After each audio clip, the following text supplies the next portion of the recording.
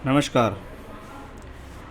आइए, आपकी हॉरोस्कोप हमारे सामने है। जो बर्थ डिटेल आपने मुझे दिया वो है 31 मई 1982 शाम के 6:45 पर आपका जन्म हुआ है। आइए देखते हैं आपकी हॉरोस्कोप में कौन से प्लैनेट क्या कहाँ बैठे हैं, किन ग्रहों की दशा चल रही है, उनका आपके जीवन में क्या रिजल्ट है। बाकी इसकी और अधिक जानकारी हम आपको आपके जो रिटर्न फॉर्मेट है जिसमें हम आने वाले 10 साल के बारे में आपको बताएंगे, उपायों के साथ भी बताएंगे उसमें आपको, तो उसको भी आप अवश्य पढ़ लेना, क्योंकि उपाय से संबंधित सब चीज़ें मैं आपको वहाँ लिख कर दूँगा। अभी तो मैं आपके चार्ट को आपको समझाने के प्रयास करता हूँ, और इससे भी ज़्यादा विस्तृत स्थितियाँ आपको रिटर्न में मिलेंगी। देखिए, आपका चार्ट है वृश्चिक लगन और कन्या राशि का। लगन के स्वामी मंगल हैं, राशि के स्वामी बुध हैं। ये वृश्चिक 8 नंबर लिखा हुआ है, यहाँ कन्या राशि आपकी जन्म की है। आपके हॉरोस्कोप में वृश्चिक लगन एक स्थिर लगन होता है जो स्वभाव में स्थिरता देता है, यानी व्यक्ति के अंदर पेशेंस है, व्यक्ति जीवन में वेट कर सकता है। मंगल का लगन है तो व्यक्ति के अंदर मेहनत करने का जज्बा है, व्यक्ति मेहनत भी कर सकता है जीवन में। ऐसा ही नहीं है उसको सब चीज़ें पता होती हैं कि अगर जीवन में कुछ प्राप्त करना है तो उसके लिए मेहनत करना पड़ेगा, बिना मेहनत जीवन में कुछ नहीं मिलता। और ये वृश्चिक लगन के होने के कारण जीवन के अंदर गहरी सोच, गहरा विचार देता है वृश्चिक लगन, क्योंकि इसके लगन के मालिक मंगल कुंडली के एकादश भाव में बैठे हैं। अधिकतम देखा जाता है जब लगन का मालिक एकादश भाव में बैठे, क्योंकि उसके साथ भाग्य स्थान के मालिक चंद्रमा और शनि भी हैं। तो ये कॉम्बिनेशन मैंने बहुत ज़्यादा उन लोगों के हॉरोस्कोप में देखा है जिनको पारिवारिक रूप से कुछ मजबूती मिली है। परिवार से पैसा मिलना, परिवार से बिजनेस मिलना, पिता का सहयोग मिलना, पिता से संपत्ति मिलना, यानी पैतृक संपत्ति प्राप्ति का योग कह सकते हैं, कुटुंब से मिलने वाले धन का सहयोग कह सकते हैं, क्योंकि यहाँ पर चंद्रमा और मंगल एक चंद्र मंगल योग बना रहे हैं, जो कि लग्नेश मंगल और भाग्य के मालिक चंद्रमा ने बनाया। ये कहाँ बन रहा है? एकादश भाव में बन रहा है, यानी आपका भाग्य आपके साथ है। इसको कहते हैं ये बच्चा भाग्यशाली पैदा हुआ। इसके पैदा होने के बाद पारिवारिक पृष्ठभूमि में कुछ ना कुछ अच्छी स्थितियाँ हुई होंगी। इसके पैदा होने के बाद परिवार में तरक्की होना, क्योंकि शनि इसके साथ में है। शनि क्या है? तीसरे घर का मालिक। हो सकता है कभी कभी ऐसे बच्चों के पैदा होने के बाद उनके माता पिता किसी अन्य जगह पे चले जाते हैं, या कोई मकान बदल लेते हैं, या जगह बदल लेते हैं। अब शनि चतुर्थेश भी है, तो ये भूमि जमीन जायदाद प्रॉपर्टी के लिए अच्छा योग है। चंद्रमा को शास्त्र में मानसिकता कहा गया है, यह आपके मन की स्थिति को बताता है। जब ये शनि और मंगल के साथ हो तो शनि और मंगल क्या है? स्वभाव में अशुभ है। इनका जो स्वभाव है वो अशुभ है, वो नेचुरल तौर पे अशुभ ग्रह कहलाते हैं, जिनको हम कुछ शास्त्रों में इसको पापी या क्रूर ग्रह भी कहा जाता है। चंद्रमा हमारे मन का मालिक है। जब ये शनि मंगल के साथ होता है तो ये एग्रेशन देता है, छटपटाहट देता है, मन के अंदर संतुष्टि नहीं देता, क्रोध आ सकता है, जल्दबाजी कर सकते हैं आप, हड़बड़ाहट में चिड़चिड़ाहट हो सकती है आपको। वो सब कहाँ से आता है? शनि मंगल के इस योग का चंद्रमा से जो कनेक्शन है वो इस वजह से है। यानी ये चंद्रमा का योग मंगल के साथ धन भी दे रहा है, लेकिन माइंड पर भी असर डाल रहा है। मैंने यहाँ भी देखा, यहाँ भी आप नवमांश में देखेंगे तो चंद्र मंगल एक साथ। अब आप देखिएगा सूर्य और बुध की युति। सूर्य दशम भाव का मालिक होकर एकादश बुध के साथ है, यानी सूर्य बुध की युति दशम सप्तम में है। कार्य क्षेत्र में उन्नति के लिए अच्छी है, प्रोफेशनल लाइफ के लिए अच्छी है। ऐसे लोग जीवन में स्वतंत्र विचारधारा रखने वाले, स्वतंत्र रूप से काम करने की इच्छा रखने वाले होते हैं, क्योंकि इस चार्ट को देख के मुझे लगता है कि ये एक बिजनेस वाला चार्ट है। ऐसे व्यक्ति के भीतर समझ है कि ये व्यापार कर सकता है। कभी कभी ऐसे लोग पैतृक व्यापार करते हैं, पिता से व्यापार मिला या घर में जो कोई काम होता है उसी के अंदर अपना हाथ बटाया और उसी काम को आगे चलाते चले गए। तो ये सूर्य और बुध की युति उस हिसाब से अच्छी है, इंटेलिजेंसी अच्छी है। बुध अगर वक्री होकर शुक्र की राशि में है तो इसका मतलब है कि ये व्यक्ति इंटेलिजेंट है, इसकी भाषण शक्ति ठीक है, ये बात करने में ठीक है, इसका लहजा ठीक है, ये अपने काम में उसका इस्तेमाल कर सकता है। राहु केतु कुंडली के दूसरे और अष्टम भाव में है। ये थोड़ा अच्छा ज़्यादा नहीं माना जाता। किस हिसाब से?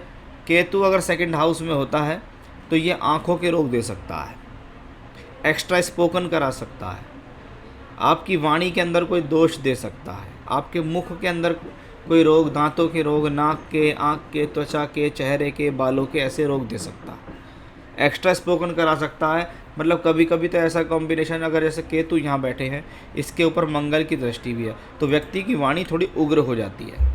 ऐसा लगता है कि आप अपनी बोलचाल से किसी व्यक्ति विशेष को प्रेशर दे रहे हैं।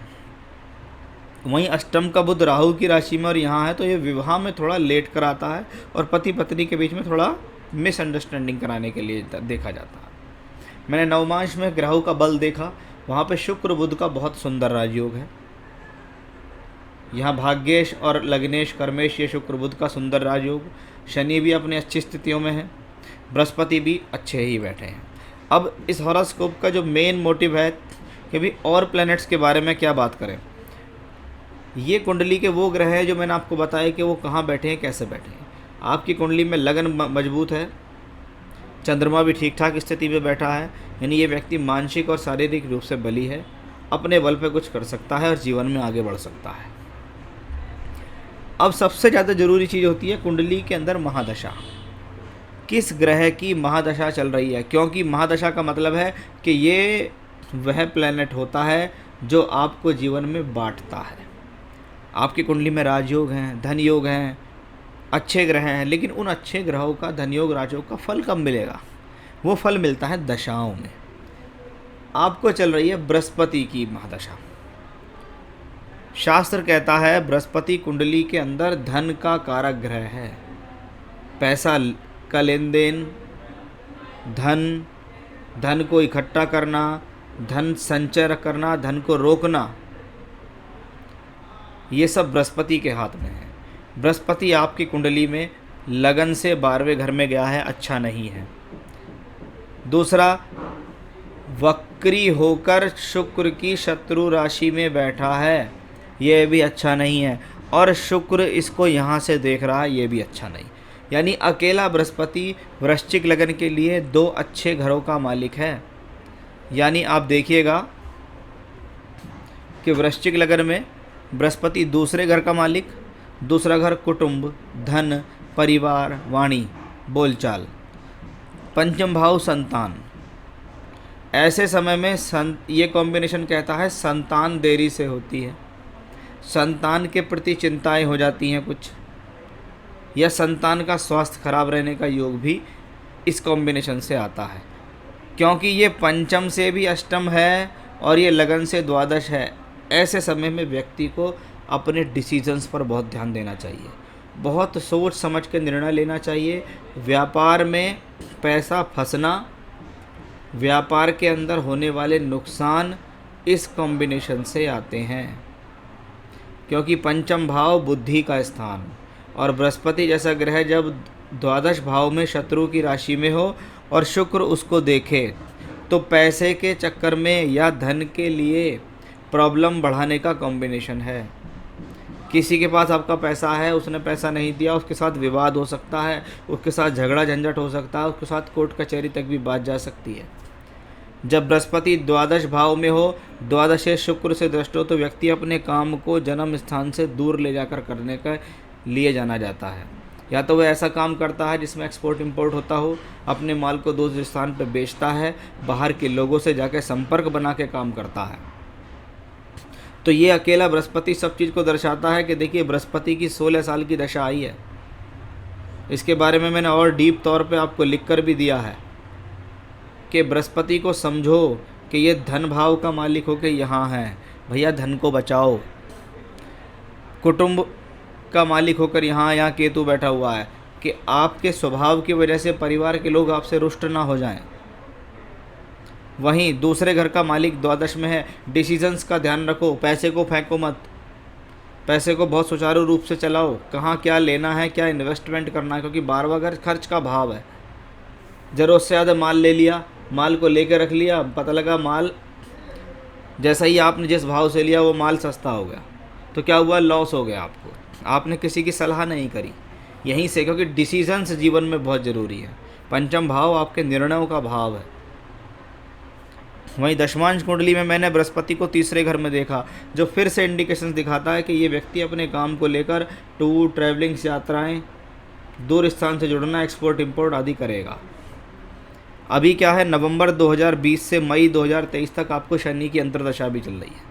तीसरे का मालिक शनि यहाँ बैठा है। स्थान परिवर्तन हो सकता है, जगह बदली जा सकती है, कार्य करने का तरीका बदला जा सकता है, कार्य करने का क्षेत्र या जहाँ पे आप काम कर रहे हैं उससे कहीं दूसरे स्थान पे जाके बदल के काम कर लें, ये शनि से पॉसिबल है। शनि चौथे घर का मालिक भी है। प्रॉपर्टी से संबंधित कार्यों में लाभ। कभी कभी व्यक्ति ऐसे समय में प्रॉपर्टी भी परचेस कर लेता है, प्रॉपर्टी लेकर उसका फ़ायदा मिल जाता है। यही सेम चीज़ मैंने दशमांश में देखी कि यहाँ शनि और बृहस्पति दोनों तीसरे घर में हैं। यानी बृहस्पति की महादशा और शनि की अंतर्दशा ने भी दिखाया कि लाइफ के अंदर कुछ ना कुछ चेंज ज़रूर आएगा। तीसरा घर कार्य क्षेत्र के लिए टूर, ट्रैवलिंग, यात्रा, स्थान परिवर्तन, एक्सपोर्ट इंपोर्ट के लिए जाना जाता है। तो ये वो कॉम्बिनेशन है जो आपकी कुंडली में तीसरे घर से दिखता है और अभी मई 2023 तक इसकी दशा चल रही है। उसके बाद बृहस्पति में बुध की दशा आएगी आपको मई 23 से सितंबर 25, यानी वो समय कार्य क्षेत्र के लिए अच्छा होगा। वो समय, क्योंकि बुध आप देखिएगा यहाँ चंद्रमा के साथ राजयोग में है, बुध यहाँ भी राजयोग में, यानी मई 23 से सितंबर 25 का समय आपके जीवन में ज़्यादा अच्छा है। लेकिन मेरी बात पे आप गौर कीजिएगा कि सबसे ज़्यादा ज़रूरी चीज़ है महादशा का मालिक बृहस्पति। अगर आपने बृहस्पति को स्ट्रॉन्ग नहीं किया तो ये बृहस्पति आपको नुकसान की तरफ ले जाएगा। आपकी अंतर्दशा भले ही अच्छी आ रही हों, लेकिन अगर महादशा का मालिक मजबूत नहीं है तो आप ये समझ लीजिएगा आपको जीवन में ये ग्रह आगे नहीं बढ़ने देगा। आपने कहा आपका किसी पार्टी के पास पैसा है, आपका एक बड़ा पेमेंट अटका हुआ है, उनको बात करना है तो कोई सुझाव के निकल जाए पैसा। देखिए मैंने शुरू में ही बताया, मैंने रिटर्न में भी इसको बताया था और वीडियो के तौर पे भी मैं आपको बता रहा हूँ कि भैया प्रॉब्लम पैसा फंसने की है। यहाँ पर कुछ ना कुछ गलतियाँ होती हैं, व्यक्ति से डिसीजंस रॉन्ग होते हैं।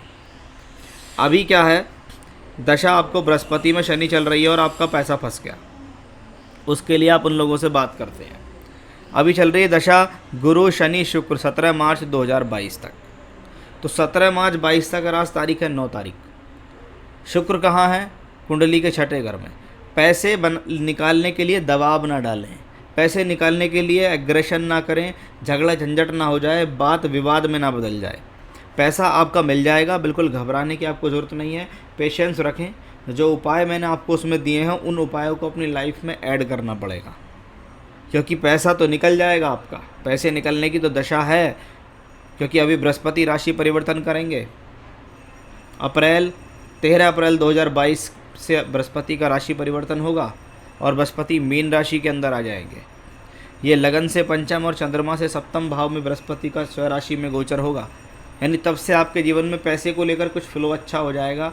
आपका फंसा हुआ पैसा उसके बाद बहुत अच्छी तरीके से निकलने आ जाएगा। लेकिन डिसीजंस आगे भी आपकी लाइफ में रॉन्ग होंगे, पैसा फिर आप फंसाएंगे, व्यापार में फिर आप कहीं ना कहीं लॉस कर जाएंगे। तो इस लॉस से बचने के लिए, फंसे हुए पैसे को ठीक से निकालने के लिए, फिर से लाइफ में नुकसान ना हो, उपाय अवश्य करने पड़ेंगे। वो उपाय मैंने आपको उसमें लिख कर दिए हैं, आप उनको पढ़िएगा कि बृहस्पति के क्या फल लिखे हैं, बृहस्पति में शनि में क्या होगा और आने वाला समय आपके जीवन में कैसा है, क्या बार बार उसमें इंडिकेट हो रहा है, उसको मैंने उसमें समझाने का प्रयास किया। उपाय करने होंगे, करेंगे तो आपको ही लाभ मिलेगा। मेरा काम होता है लोगों को बताना, उनको समझाना, बाकी वो करें या ना करें वो उनके ऊपर निर्भर है। यदि आप अपने जीवन में कुछ अच्छा चाहते हैं तो आप मेरी बात को समझेंगे भी और करेंगे भी।